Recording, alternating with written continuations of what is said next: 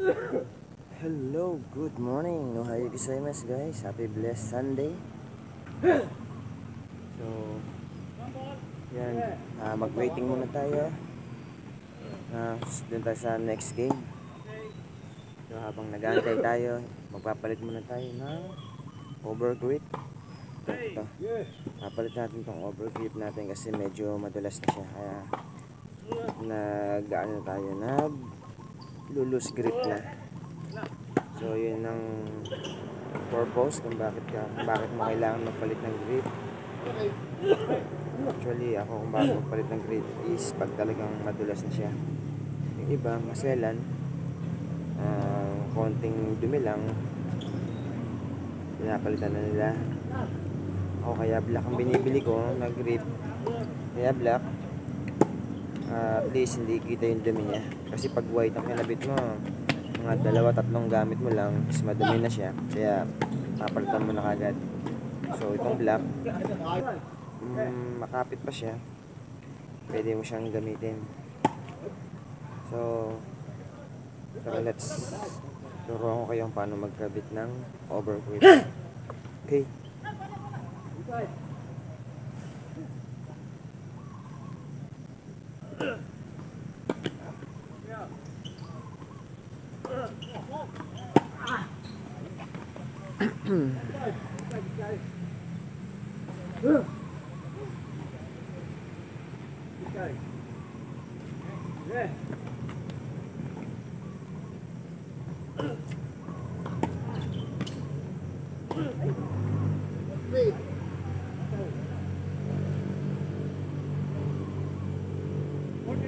Actually itong tape hindi ko na ginagamit na.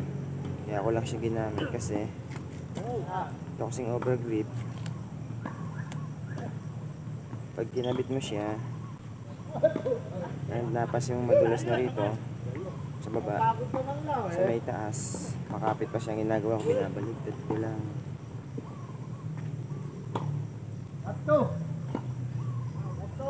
Binabaligtad ko lang yung grip, yung nasa taas nililipat ko sa baba para magamit ko pa ulit. So yan, palitan natin kasi nabaligtad ko na to.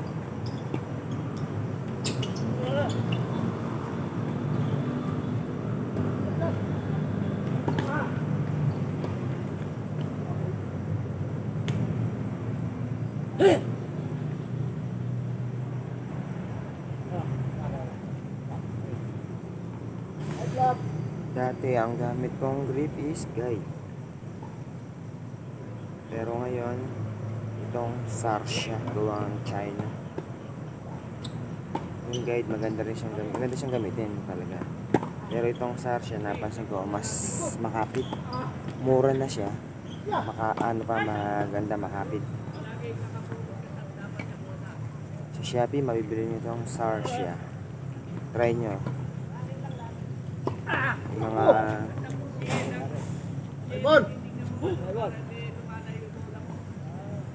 Yung mga kapalo natin dyan, try nyo itong Sarsya na grip.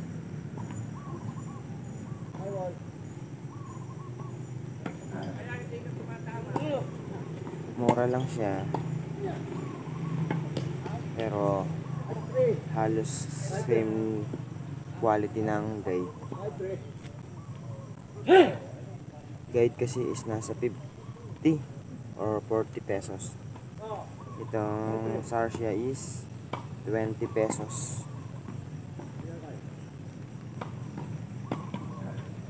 Shopee and Lazada available siya. So yan, itong overgrip meron pa siyang plastic. So tatanggalin mo lang yung plastic niya. So ito yung part na makapit, yung may plastic, yung kabila magaspang. So ito ang nasa ibabaw, yung ilalisan mo ng plastic, yung makapit. So mapapansin nyo, yung dulo nitong overgrip is ganito, yung kabilang side lapad, malapad siya. Itong kabilang side is matulis.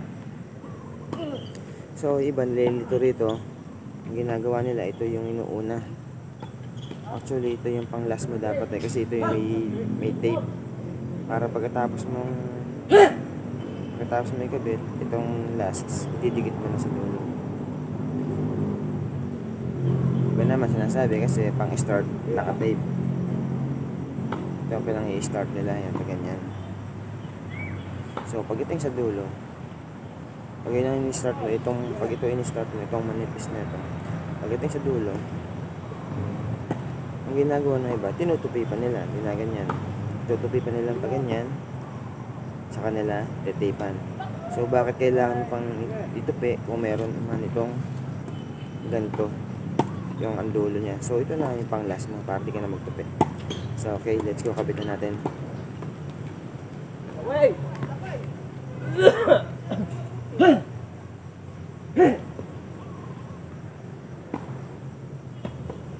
So yan, i-start lang dito sa ibabaw.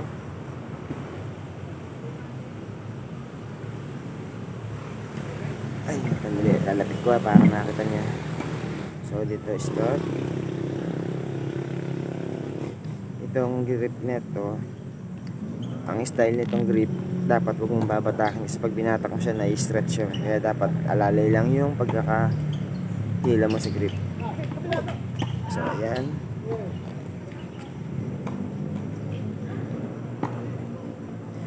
Sa ito, pag ako nagkabit, dalawang ikot ko yung umpisa para siguradong kapit. So ayan lang, ikot-ikot ka lang.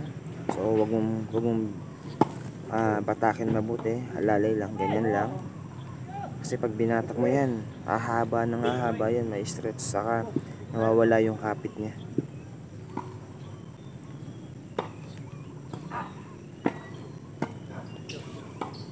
Kaya naman sa grip nito, isa pa, mahaba siya. Sobra-sobra dun sa racket mo.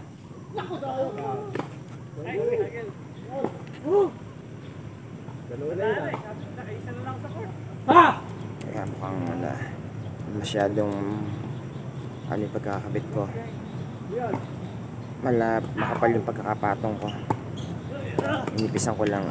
Ayan.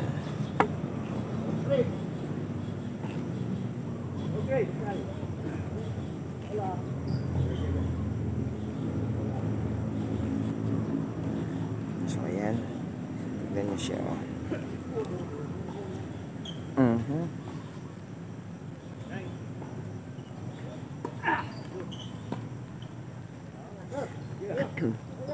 Yan, sakto na siya. Ngayon, pag medyo napansin niyo parang hindi siya abot, i-adjust nyo lang yung pagkabit nyo dito. So mapapansin nyo, meron akong rubber dito. Ayan, nakalimutan ko tawag dito eh.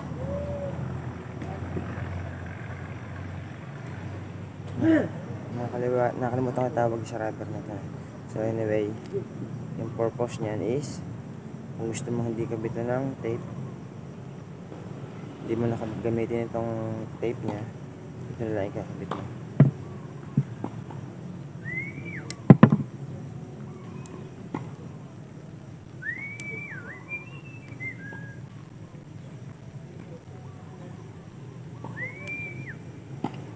So yan, so hindi ko na ginamit yung tape kasi meron naman akong ito yung rubber para pag binaligtad ko yung grip,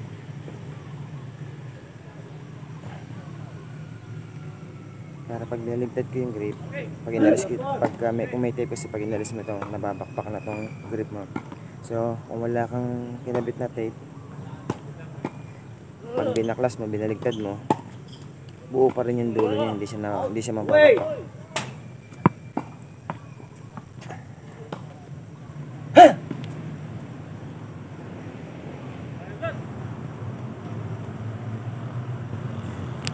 So yun, this is it, pansit. So yun, masarap na huling hawakan, makapit. Okay, gantay lang tayo mabakante yung court at magpe-play na tayo. Okay, bye bye.